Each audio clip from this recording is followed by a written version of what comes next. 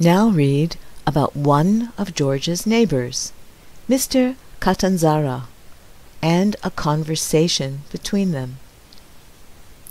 Part 2. One time, while on his walk, George met Mr. Catanzara coming home very late from work.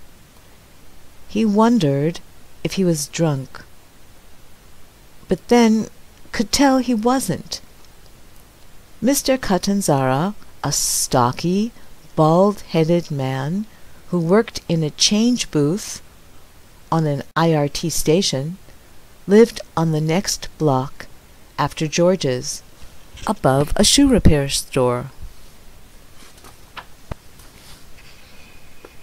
Nights, during the hot weather, he sat on his stoop in an undershirt, reading the New York Times in the light of the shoemaker's window.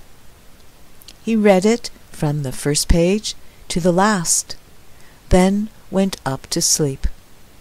And all the time he was reading the paper, his wife, a fat woman with a white face, leaned out of the window, gazing into the street, her thick white arms folded under her loose breast, on the window ledge.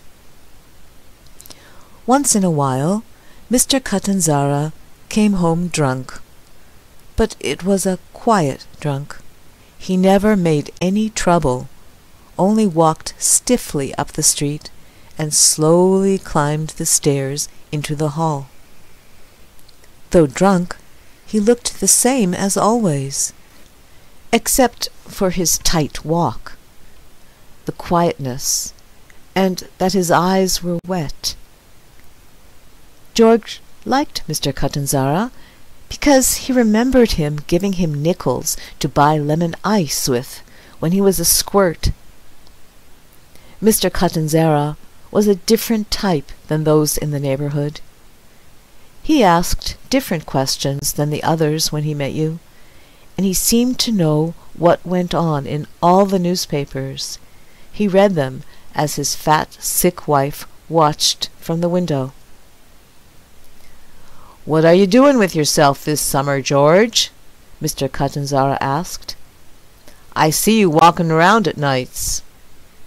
George felt embarrassed. "I like to walk." "What are you doing in the day now?"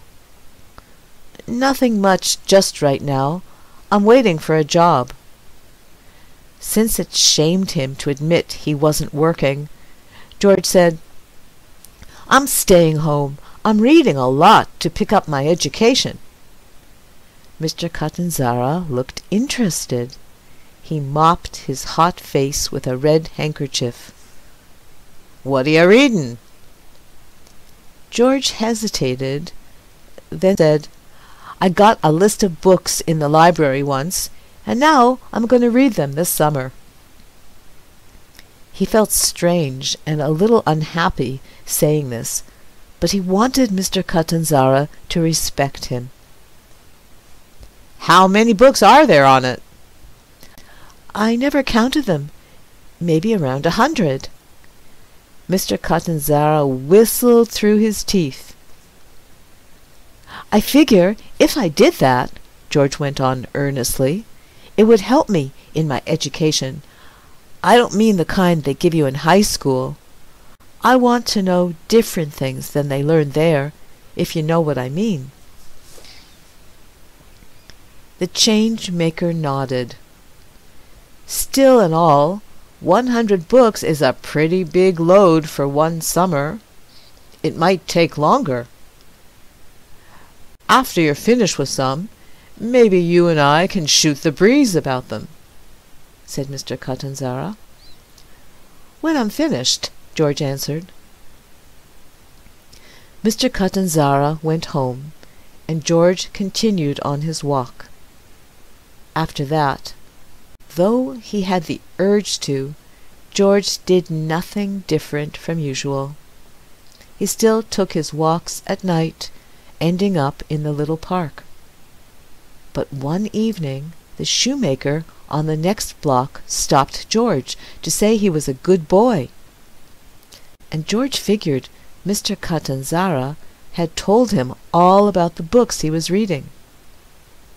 From the shoemaker, it must have gone down the street, because George saw a couple of people smiling kindly at him, though nobody spoke to him personally. He felt a little better around the neighborhood and liked it more, though not so much he would want to live in it forever. He had never exactly disliked the people in it, yet he had never liked them very much either.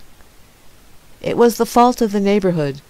To his surprise, George found out that his father and Sophie knew about his reading, too. His father was too shy to say anything about it. He was never much of a talker in his whole life.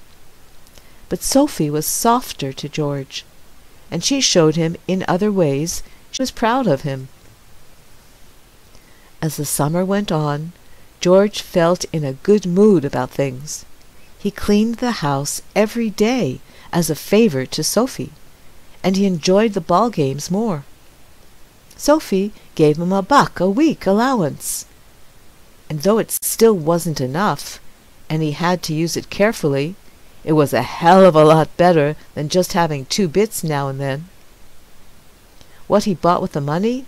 Cigarettes mostly, an occasional beer or movie ticket he got a big kick out of.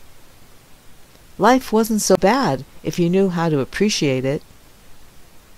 Occasionally he bought a paperback book from the newsstand, but he never got around to reading it, though he was glad to have a couple of books in his room. But he read thoroughly Sophie's magazines and newspapers, and at night was the most enjoyable time, because when he passed the storekeepers sitting outside their stores, he could tell they regarded him highly. He walked erect, and though he did not say much to them, or they to him, he could feel approval on all sides. A couple of nights he felt so good that he skipped the park at the end of the evening. He just wandered in the neighborhood where people had known him from the time he was a kid playing punch-ball whenever there was a game of it going. He wandered there, then came home and got undressed for bed, feeling fine.